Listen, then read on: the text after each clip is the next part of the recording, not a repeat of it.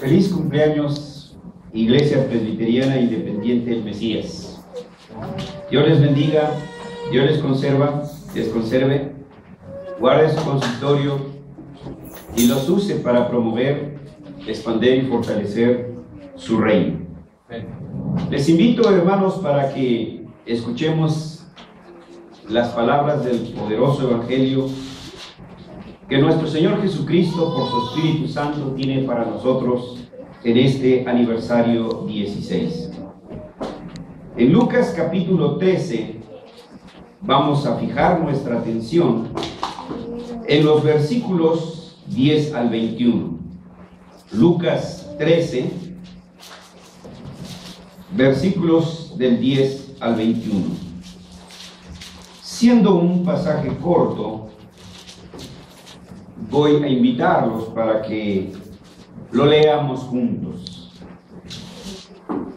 El Santo Evangelio, según San Lucas, dice de la siguiente manera: enseñaba Jesús en una sinagoga en el día de reposo, y había allí una mujer que desde hacía 18 años tenía espíritu de enfermedad y andaba encorvada, y en ninguna manera se podía enderezar. Cuando Jesús la vio, la llamó y le dijo: mujer, eres libre de tu enfermedad. Y puso las manos sobre ella, y ella se enderezó luego y glorificaba a Dios. Pero el principal de la sinagoga, enojado de que Jesús hubiese sanado en el día de reposo, dijo a la gente: 6 días hay en el que se debe trabajar. En estos pues venid y sed sanados, y no en día de reposo. Entonces el Señor respondió y dijo: hipócrita, cada uno de vosotros no desata en el día de reposo su buey o su asno del pesebre y lo lleva a beber. Y a esta hija de Abraham, que Satanás había atado 18 años, ¿no se le debía desatar de esta ligadura en el día de reposo? Al decirle estas cosas se avergonzaban todos sus adversarios. Pero todo el pueblo se regocijaba por todas las cosas gloriosas hechas por él. Y dijo: ¿a qué es semejante el reino de Dios? ¿Y con qué lo compararé?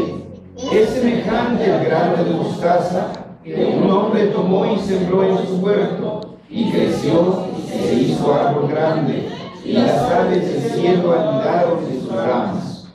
Y volvió a decir: ¿a qué compararé el reino de Dios? Es semejante a la levadura que una mujer tomó y escondió en 3 medidas de harina hasta que hubo fermentado. Amén. Vamos a orar. Amado Dios, Señor nuestro, poderoso Dios del universo, soberano de nuestras vidas y de todo cuanto respira y tiene hálito, porque tú se lo das. Hemos sido convocados para que desde este lugar proclamemos tu gloriosa majestad, proclamemos tu poderoso evangelio, pero también para que adoremos a tu Hijo Jesucristo, nuestro Redentor, y a tu Espíritu Santo, nuestro Consolador.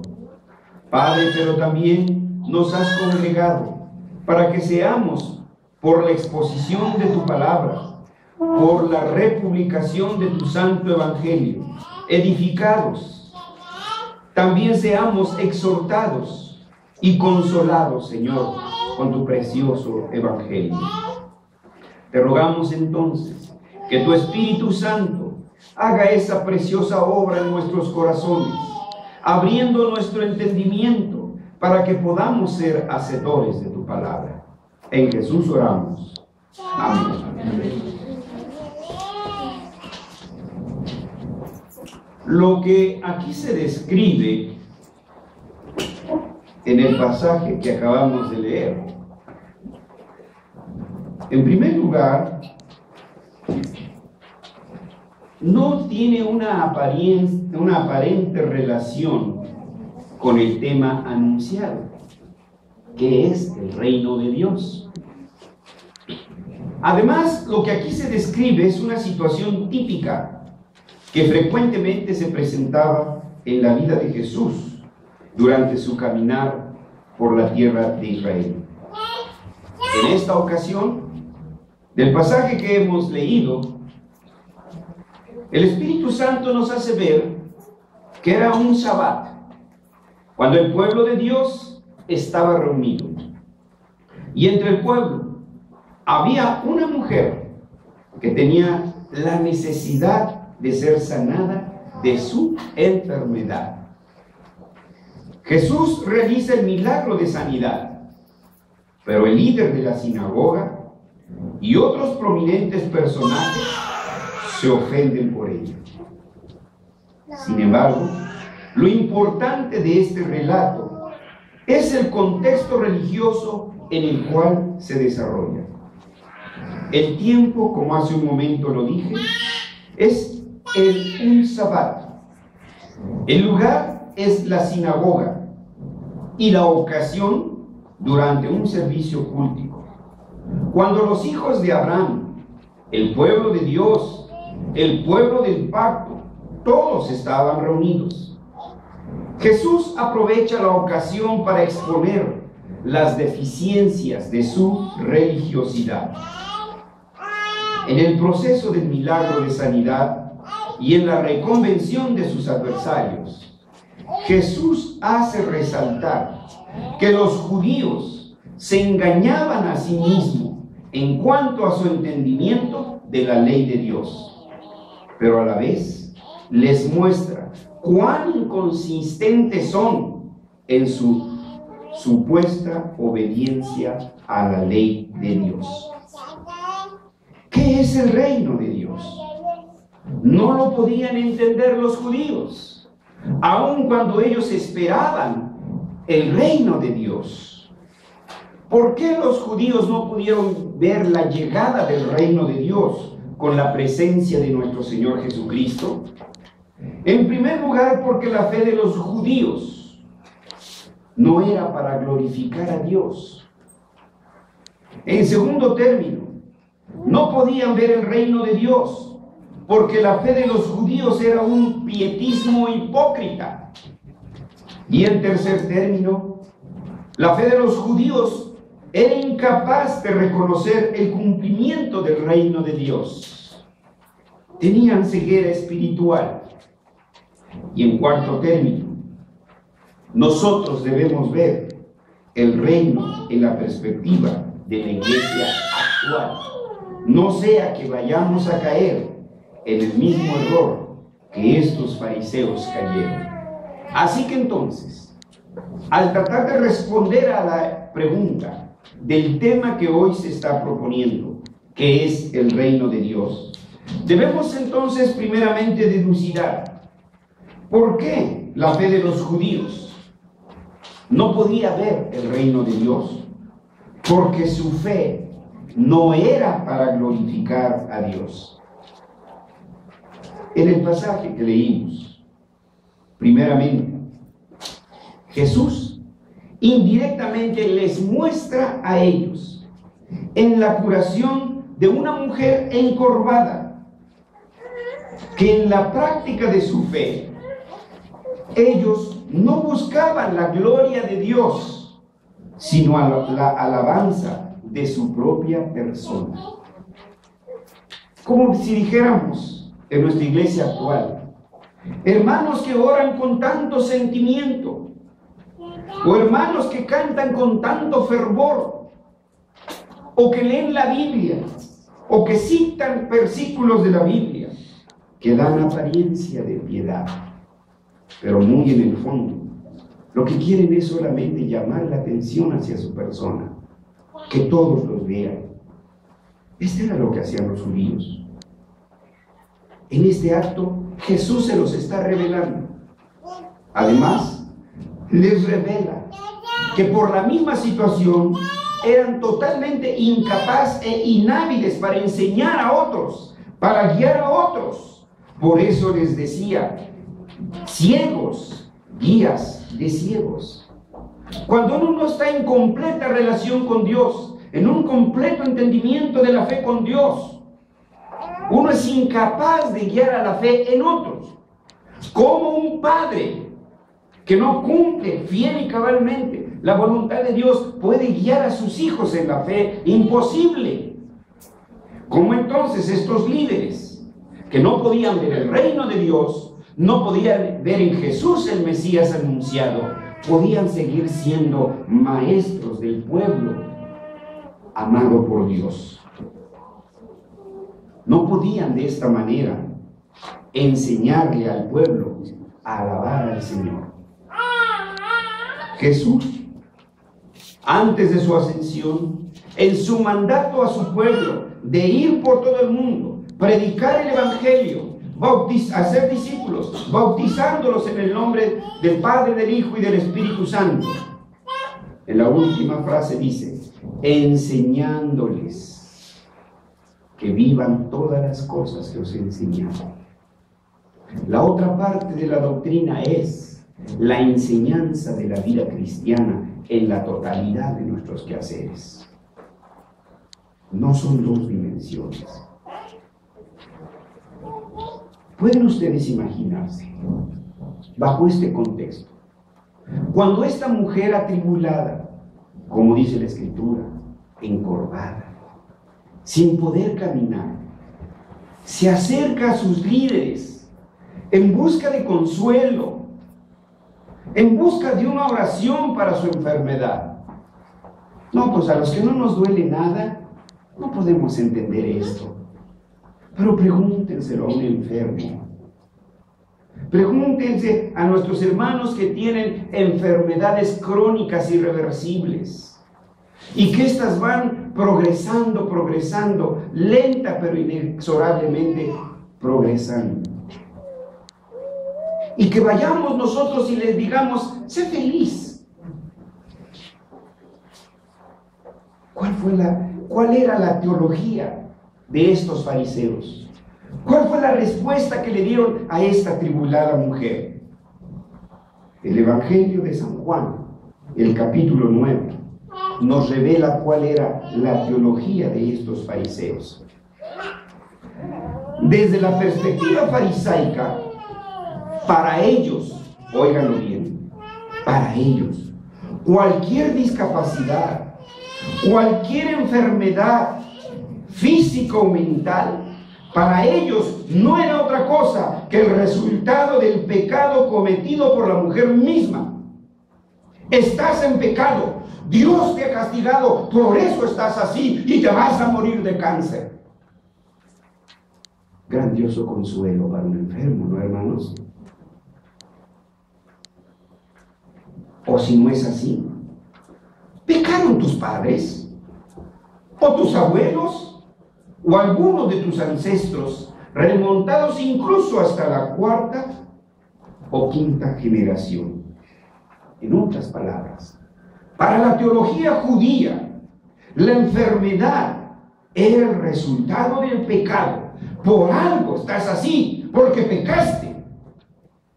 ¿No esas fueron las palabras de consuelo que le llevaron los amigos de Job? ¡Escudriña! Fueron a consolarlo. No, pues así mejor ni me consueles. Tú estás así por tu pecado. Valiente consuelo, ¿verdad? ¿Se acuerdan cuando nuestro Señor sanó a aquel ciego? Los judíos, de una manera burlona, irónica, sarcástica, le preguntaron, maestro, hipócritas. Su pregunta no era una pregunta, su pregunta era un juicio. Le preguntaron, ¿quién pecó? ¿Este o sus padres? Y la respuesta de Jesús fue, ni este ni sus padres, sino para la gloria de Dios se ha permitido esto, para que la gloria de Dios sea manifestada. Ahí estaba una mujer enferma. Óiganme los que están enfermos, los que sienten dolor. Jesús conocía el dolor de su pueblo. Le dolía el dolor de su pueblo. Lloraba con su pueblo. Oraba con su pueblo. Él no era ajeno al dolor de su pueblo. Eran unas manos cariñosas que curaban. Unos pies cariñosos que atravesaban el país entero para sanar a los enfermos. En aquella parábola del samaritano, no del buen samaritano, no, del Dios de bondad que usa a ese samaritano. El sacerdote se da la vuelta, el fariseo se va por otro lado. Un samaritano es el que se acerca y le presta ayuda. Ese es el momento en que necesitan de nosotros las personas. Ese es el momento en que debemos de acercarnos para ayudarles. ¿Qué puedo hacer por ti? Aún así, hermanos, en el entendimiento de los judíos, en el entendimiento de los fariseos, para ellos también era posible que un bebé pecara aún estando dentro del vientre de su madre. Por eso podía nacer lisiado, por eso podría nacer sordo, porque desde el vientre de su madre algún pecado habría cometido. El bebé, entonces, cuando nacía así, era resultado de ese pecado. El mensaje pastoral de estos líderes fanáticos era para aquella mujer crearle la conciencia de culpabilidad, dejarla con una carga tremenda sobre sus espaldas y que debería de vivir con esa carga todos los días de su vida. El único consuelo que aquella mujer podría tener era la promesa de que si se portaba bien, cuando viniera el Mesías, pudiera ser curada. Ese era todo su consuelo. A la mujer, en estas circunstancias, no le quedaba sino el conformismo y la resignación. Pero Jesús rompe el esquema con su milagro de sanidad en el sábado, en la sinagoga y durante el culto. Les muestra a los líderes que su remedio, el que ellos daban, el de los judíos, era totalmente ineficiente, insuficiente e innecesario. Como en la película de Mario Moreno, ¿no? Creo que alguien lo está haciendo de juez y lo está defendiendo, ¿sí? Dicen, este pobre tonto, este pobre menso, este pobre... No, por favor, ya no me defiendas, ¿no? Pues así esta mujer diría, no, pues mejor no me consueles. ¿Sí? ¿Por qué ellos no pudieron? ¿O no podían traer sanidad a esta mujer? Como aquel atribulado padre que lleva a su hijo a los discípulos de Jesús y estos no lo pueden curar. ¿Por qué? ¿Por qué los judíos no podían hacerlo? Porque su fe era un pietismo hipócrita. En este punto, Jesús acusa a los fariseos abiertamente de hipocresía y les ilustra esto con un ejemplo. Este era el caso, especialmente hablando del principal de la sinagoga, quien increpó y condenó el acto de sanidad en aquella mujer enferma, acusando a Jesús de profanar la ley del Sabbat. ¡Qué visión tan corta la de este supuesto líder! Siendo esta una ocasión de regocijo y de felicidad por la sanidad de una hermana de su raza, la cual pertenecía también al pueblo escogido de Dios y que era una descendiente de Sara, la sumisa Sara, la ejemplo de fe para las mujeres de hoy en día. Este acontecimiento se ve opacado y oscurecido por la indignación del líder de la sinagoga. Su preocupación es hipócrita e insincera porque ellos mismos no cumplían con este precepto. ¿Cuántos caudillos no se les va a imponer reglas y reglas y prohibiciones, reglas y prohibiciones que ni ellos ni sus familiares cumplen? Así llegamos entonces al tercer punto que anunciamos. La fe de los judíos era incapaz de reconocer el cumplimiento del reino de Dios. La deficiencia más significativa de su percepción religiosa, y que Jesús la puso al descubierto, fue su total incapacidad para reconocer el cumplimiento del reino de Dios con la presencia de Cristo en medio de ellos. Esta fue la importancia de la pregunta que Jesús les hizo después de haber sanado a la mujer. Miren ustedes donde leímos el 18. Y dijo: ¿a qué es semejante el reino? Vean, tiene relación inmediata con lo que acaba de suceder en la sinagoga. En el siguiente versículo, también el 20, y volvió a decir: ¿a qué compararé el reino de Dios? Ahora lean ustedes el versículo 22. Pasaba Jesús por las ciudades y aldeas. Vean que cambia de tema. Entonces, desde el 10 hasta el 22 están dentro del mismo contexto. Jesús quería enseñarles a los judíos en qué consistía el reino de Dios, qué era el reino de Dios, por qué Jesús hacía esos milagros, cuál era la importancia de ese reino. Los fariseos y principales líderes de Israel eran personas que vivían en la esperanza de la venida de este reino. Era un pueblo al que los profetas les habían enseñado y los habían equipado con las señales necesarias y suficientes para que en el momento que esto aconteciera pudieran reconocer la aparición de ese reino.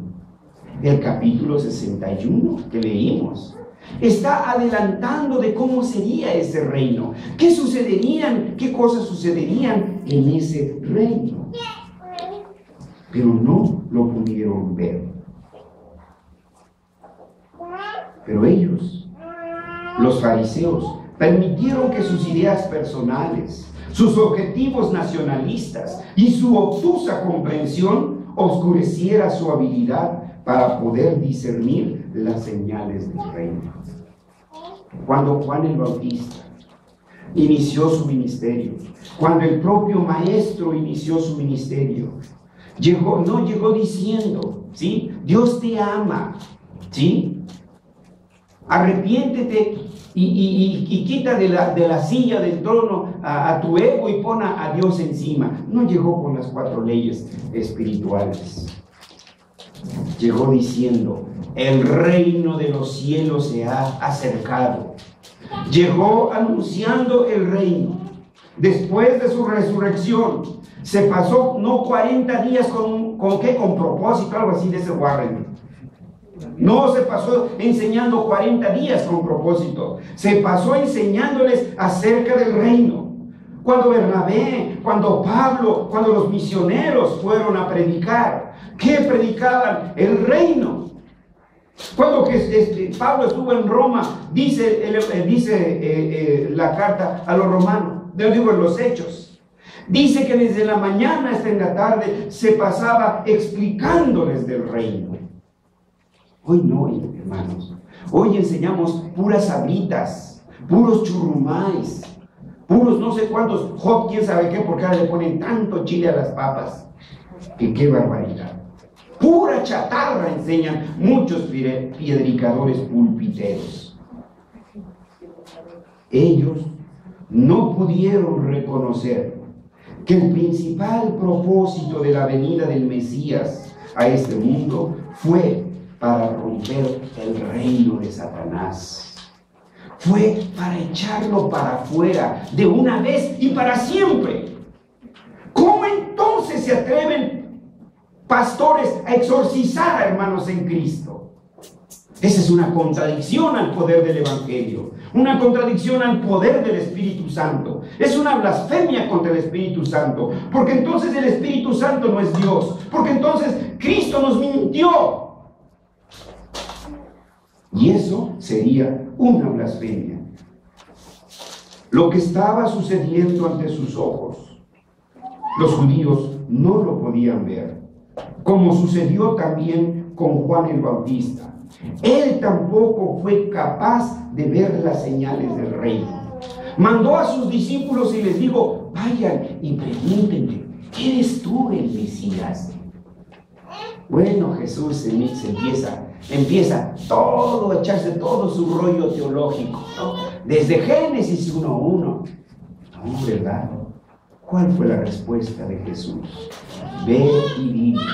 Los ciegos ven, los cojos andan, los enfermos son sanados. Ahí estaban las señales del reino. A decir verdad, los judíos fueron severamente limitados para discernir debido a la ceguera de sus propios intereses y a la falta de sensibilidad para las dolencias del pueblo. Cuando su hijo va en busca de ayuda, padre de familia, lo primero que busca no es que usted le dé un coscorrón o una cachetada por lo que hizo. No tenemos que apapachar el pecado, ni tolerar el pecado. Jesús nunca lo hizo, pero siempre buscó la sanidad y salvación del pecador. Así entonces llegamos. ¿Qué entonces es para nosotros el reino en la perspectiva de la iglesia actual? Y más enfáticamente hablando, para nosotros, Iglesia Presbiteriana Independiente del Mesías, y que lo debe de ser para todas nuestras iglesias presbiterianas y para todas nuestras iglesias evangélicas. Nosotros estamos, por supuesto, en una excelente posición de vivir en esta nueva disposición.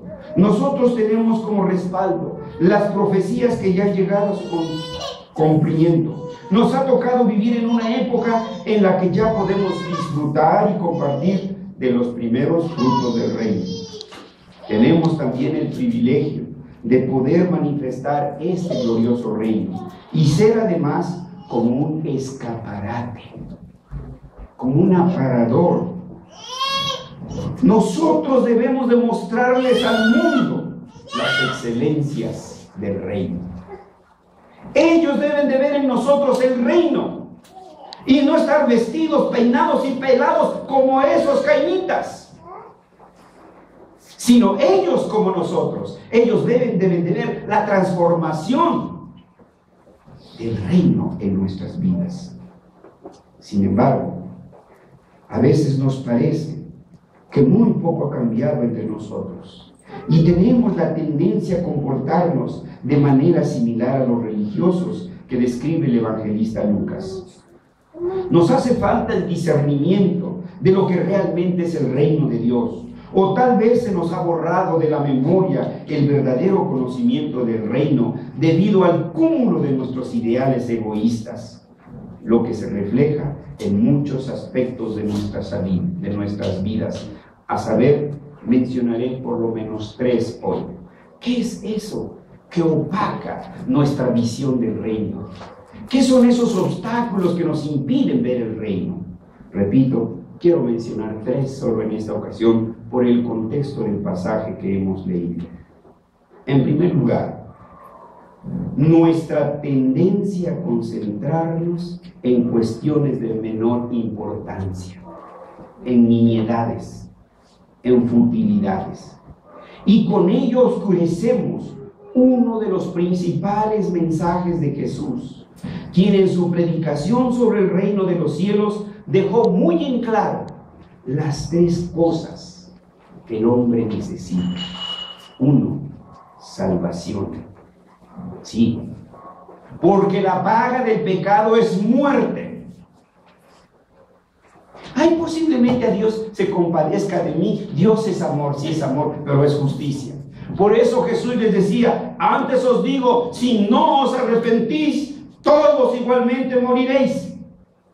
El hombre necesita ser salvado de sus pecados, ser perdonado de sus pecados, y mientras no haya perdón de pecados, no hay relación con Dios. En segundo lugar, el hombre tiene que conocer que necesita ser emancipado de la esclavitud de Satanás. Cuando Jesús se enfrentó a los judíos, Y los increpuestos contestaron: nosotros no somos hijos de fornicación. Nosotros no decimos mentiras. Y la respuesta de Jesús dijo: nosotros somos hijos de nuestro padre Abraham. ¿Y cuál fue la respuesta de Jesús? Vosotros sois hijos de vuestro padre. Ahí está el punto, hermanos. Solo hay dos clases de personas, lo dice el Evangelio y lo hemos repetido aquí muchas veces. O son hijos de Dios o son hijos del diablo. No hay término medio, no hay primos aquí. Eso lo tiene que conocer. Y en tercer lugar, que la liberación que el Señor nos otorga del pecado lo hace en todas sus manifestaciones, no solamente en términos moralistas, sino en toda la vida.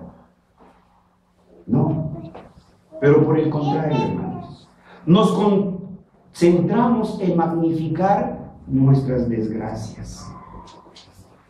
¡Ay, qué pobre soy! Pues a lo mejor por flojo. ¡Ay, qué bla, bla, bla, bla, bla, bla, bla! En lugar de condenar rotundamente que muchos de ellos son frutos del pecado. ¿Por qué estás detenido en la delegación? ¿Por una noche de escándalo? ¿Porque te fuiste a un antro? Ay, ahora es Dios culpable de que esté allí. Ahora es culpable tu papá de que no te haya ido a sacar corriendo de la delegación, sino que te haya dejado para escarmiento.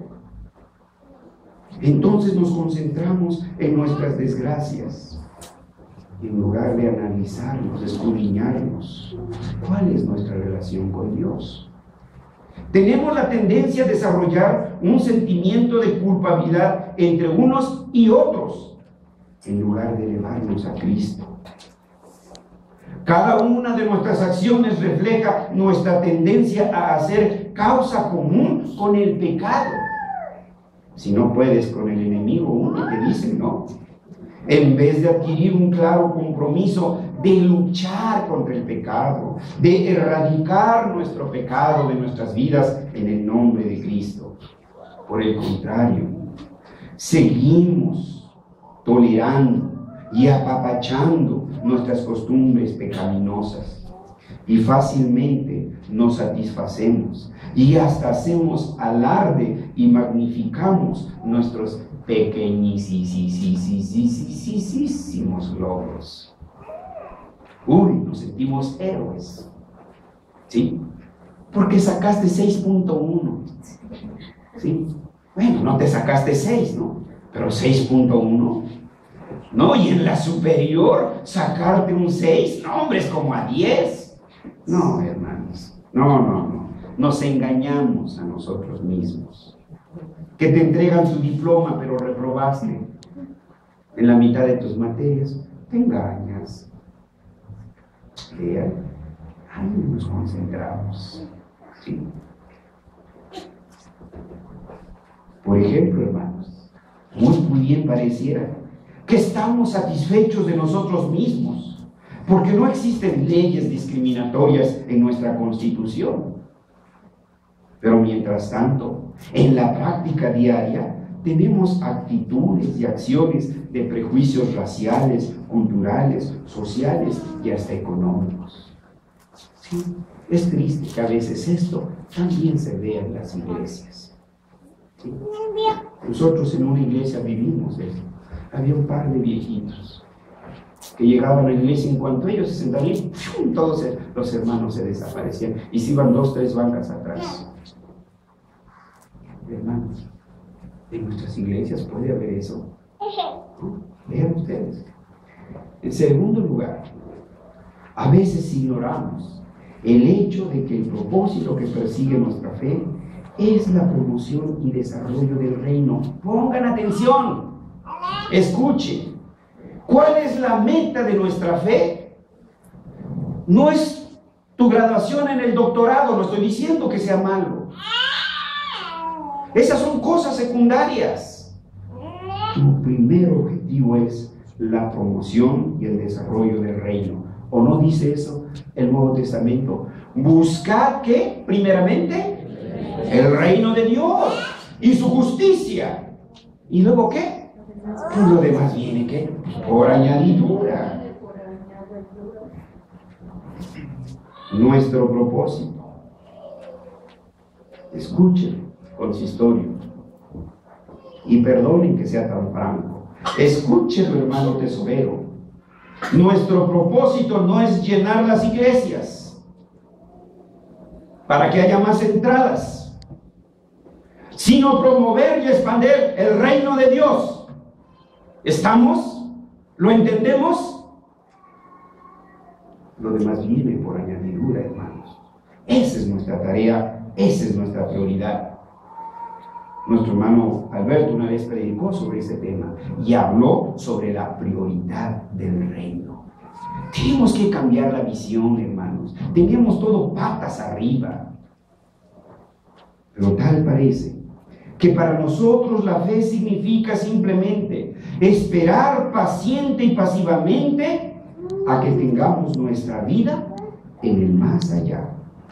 Allá en el cielo, tocando el arpa y vistiendo largas túnicas blancas y tal vez comiendo queso Filadelfia. Mientras tanto, aquí, sumisamente, servimos a los filisteos y somos entrenados por los cainitas.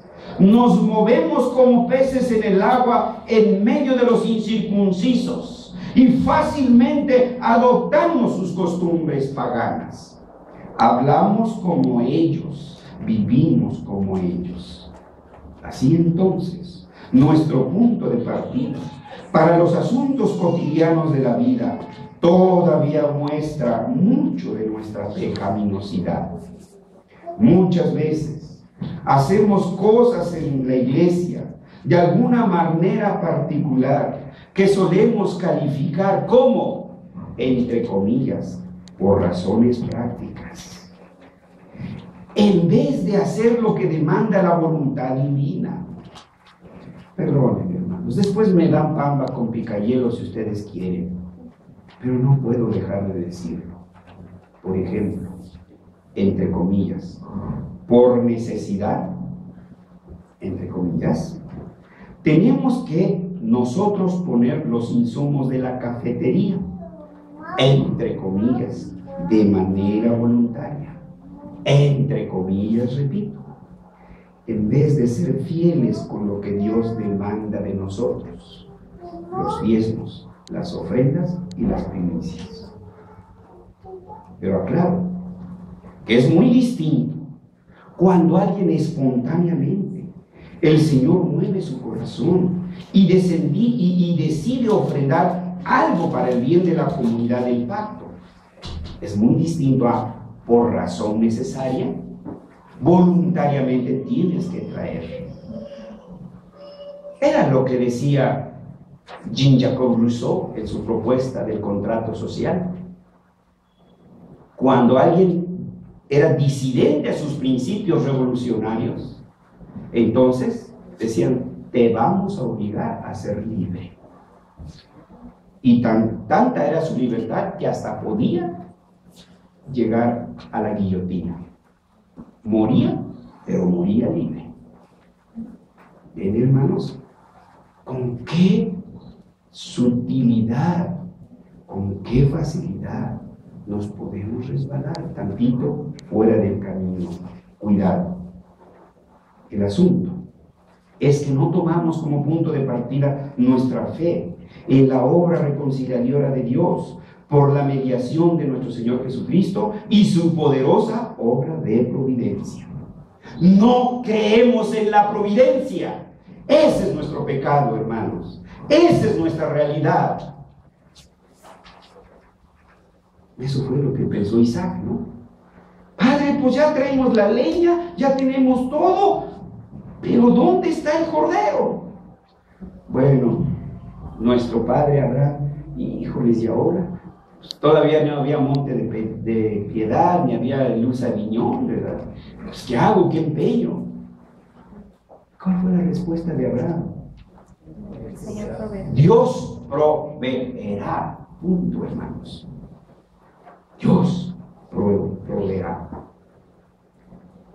Si yo no hubiera pensado, o si el Señor no hubiera traído a mi corazón esas frases de Abraham, nunca hubiera yo sido pastor.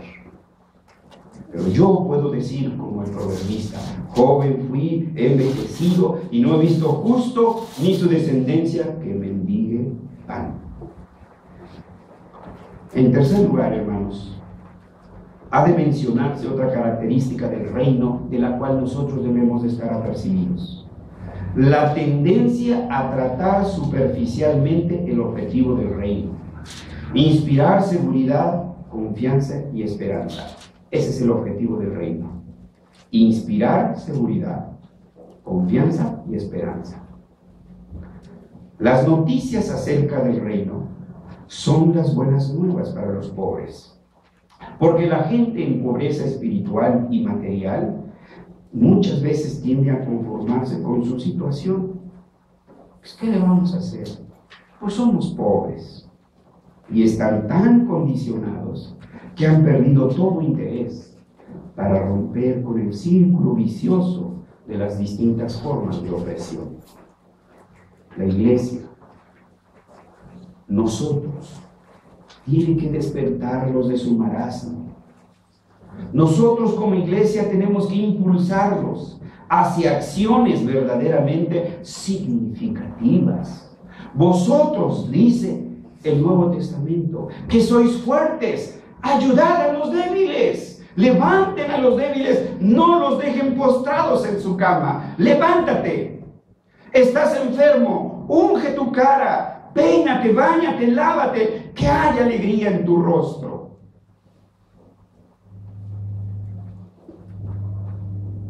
Por ejemplo, hermanos, el 8º mandamiento dice: no hurtarás. Pero si hurgamos en nuestro catecismo, en el Catecismo Menor de Westminster, cuando explica este mandamiento de no hurtarás, dice: ¿qué exige? ¿Qué exige este mandamiento? ¿Qué exige el 8º mandamiento? La respuesta que da es la siguiente: el 8º mandamiento exige, está ahí en el catecismo, hermanos, después lo pueden ir a comprobar, exige que procuremos y promovamos por todo medio legítimo la prosperidad y bienestar de nosotros mismos y de los demás. Ahí está, hermanos. Cuando dice no hurtarás, ¿qué está pidiendo? Es tu obligación. ¿Tú crees en Dios? ¿Tú crees en los mandamientos? Este mandamiento es para ti y este mandamiento es para mí. ¿Cuál es nuestra tarea? ¿Cuál es entonces nuestro deber? Entonces, en primer lugar, procurar y promover, escuchen, por todo medio, ¿qué? Legítimo. ¿Qué? La prosperidad. Usted no tiene la obligación de ser paupérrimo, miserable. Usted tiene un corazón, tiene manos, tiene cerebro y todas las riquezas de la naturaleza. Está pobre porque quiere. También el bienestar. No es natural que estemos dolidos. Si tenemos una aflicción, busquemos entonces la solución para esa dolencia. Pero miren lo que dice la respuesta del catecismo: por nosotros mismos. ¿Y quién?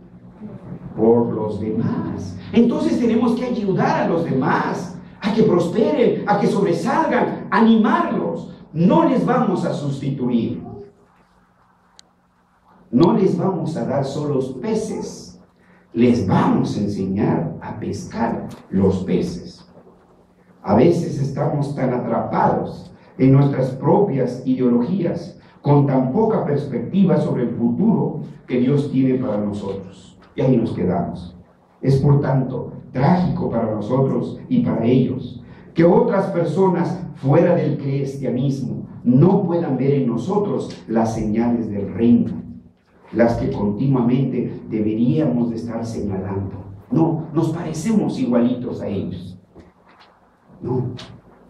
debe verse en nosotros la justicia, la paz, la libertad. ¿Qué ejemplo va usted a dar a otra familia? ¿Qué ejemplo podemos dar nosotros como jóvenes a otros jóvenes? ¿Qué ejemplo? Mire, les doy un ejemplo. Ay, hermanos, son ejemplos. De verdad, yo a veces pienso que me van a echar ya por la ventana de plano, por ser tan directo. Yo recuerdo, en la iglesia de San Pablo, donde estábamos, una señora que le habíamos hablado del evangelio por muchos años. Un día se decide, nos encontramos, la visitamos, no me acuerdo cómo estuvo el asunto, pero nos dijo, mañana voy a ir a su iglesia, mañana los voy a visitar. Y como fue, al otro día fue a la iglesia. Fue con sus vestiditos más elegantes que tenía, porque estábamos en una colonia pobre. Se vio que había puesto lo mejor, pero llega y ve a hermanas vestidas que parece que iban a montar caballo. ¿Saben qué pasó al siguiente domingo? Pues llegó igual que ellas. Entonces no somos ejemplo, no somos escaparate, hermanos. ¿Sí? Entonces vean la tremenda responsabilidad que nosotros tenemos para con los demás. Entonces si alguien viene y se fija en uno de ustedes cómo visten, cómo hablan, cómo actúan, pues así son todos, pues así van a venir los demás. ¿Ven? Pero si alguien viene de otra manera y los ve a ustedes, pues no, creo que no debo de venir así, ¿verdad? Como que se siente, ¿qué? Fuera de contexto. Lo que es peor es que nosotros mismos no creemos en esas señales del reino. Me gustaría decir junto con Martin Luther King Jr., hermanos, él decía, no podemos aceptar la decepción finita, pero nunca debemos perder la esperanza finita. ¿Ven? Ahí está el punto. Solo de esta manera podremos vivir sin la fatiga de la amargura y el drenaje del resentimiento. Concluyendo, ¿qué es el reino de Dios? ¿Por qué no lo pudieron ver los judíos? Porque su fe no era para glorificar a Dios, porque su fe era un pietismo hipócrita, porque su fe era incapaz de reconocer el cumplimiento del reino de Dios. Pero nosotros estamos obligados a ver y entender el reino de Dios en la perspectiva actual. ¿Sí? Pablo decía, el reino de Dios no consiste en palabras, sino en poder. Y la palabra griega, dinamis, significa poder, pero significa también trabajo. En otras palabras, el reino de Dios no consiste solo en palabras, sino en trabajo. Esa es nuestra tarea, Iglesia Presbiteriana Independiente del Mesías. No es suficiente cumplir, sino que hay que cumplir. Traer todos nuestros trabajos a los pies de Cristo. Nuestros trabajos no son cosas seculares en las que Cristo nada tenga que ver, no tenga control. Si tal idea fuera cierta, entonces Cristo no es rey y por lo tanto no existe el reino de Dios. Debemos tener presente que el reino de Dios no son solo palabras, sino trabajo.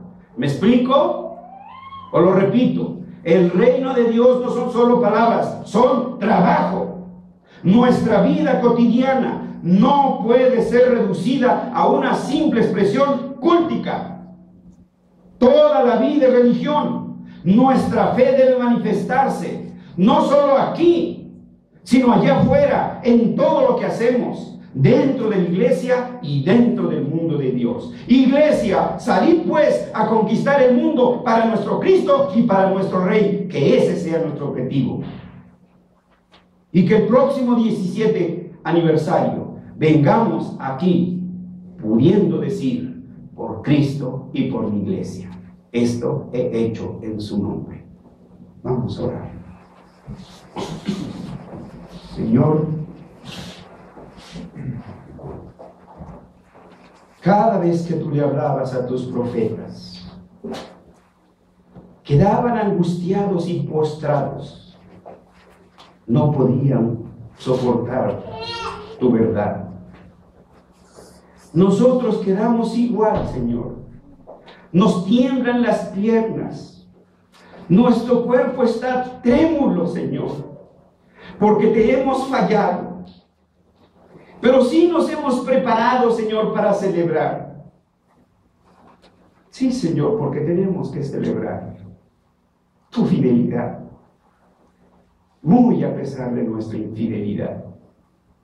Sí, Señor, tenemos que celebrar, porque reconocemos que tú nos has traído todo este año y todos estos años, Señor. Sí, Señor, tenemos que celebrar, porque reconocemos que eres un Dios de amor y de bondad, y porque nos usas a pesar de nuestras deficiencias e incapacidades. Pero aquí y ahora hacemos votos y te pedimos que nos ayudes a cumplir con estos votos, a ir más allá de nuestra expresión cultica, a expandir tu reino, a promover tu reino en todas las esferas, Señor. Que no estemos limitados porque hoy no es domingo del culto, hoy no trabajo, hoy cualquier cosa que quieran en domingo, pero ninguna otra cosa, Señor, que esa no sea nuestra actitud. Que seamos como los soldados, como ellos son soldados, 25 horas de las 24 que tiene el día. Así que nosotros seamos súbditos de tu reino, 25 horas de las 24 que tiene el día. En Jesús te pedimos que nos ayudes a ser fieles siervos de tu reino. Amén.